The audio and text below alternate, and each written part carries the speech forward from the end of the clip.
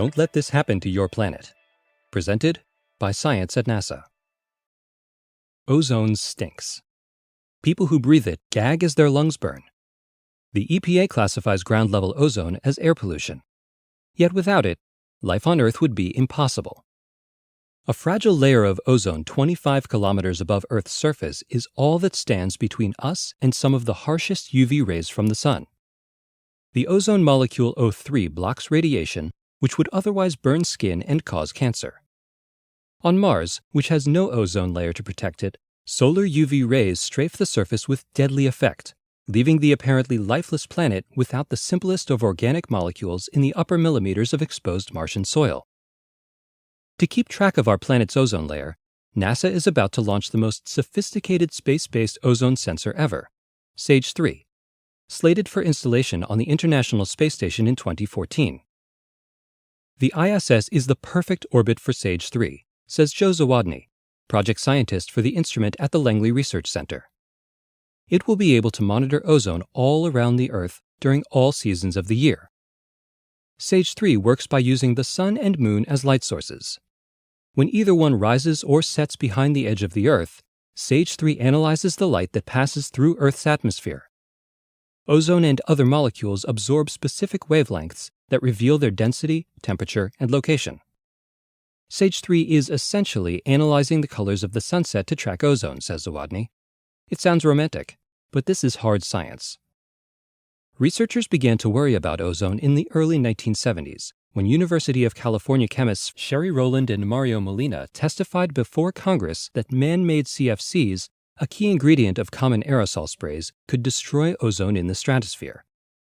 In 1985, researchers with the British Antarctic Survey announced abnormally low ozone concentrations above Halley Bay near the South Pole.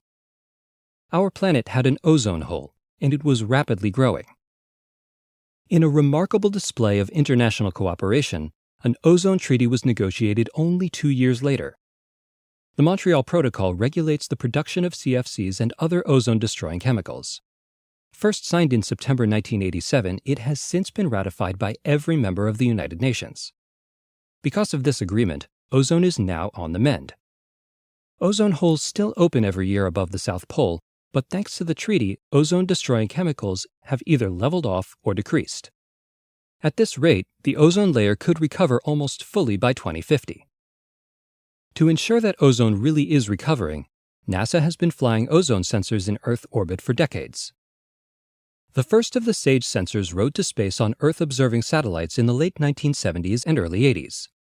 SAGE-2 data helped confirm the decline of the ozone layer and measured the effect of the Mount Pinatubo eruption on the stratosphere. A SAGE sensor on board the Russian Meteor 3M satellite extended the ozone record into the 2000s with higher precision than ever. Zawodny is eager to learn what SAGE-3 finds in the lower stratosphere over the tropics. The recovery of ozone there is tied to changes in greenhouse gases like CO2. Given what we know about recent increases in greenhouse emissions, it is possible that ozone in the tropics will never return to 1980s levels. SAGE-3 probes Arctic regions too. Using the moon as a light source, SAGE-3 can detect ozone during the darkness of polar winter where other satellites have trouble seeing.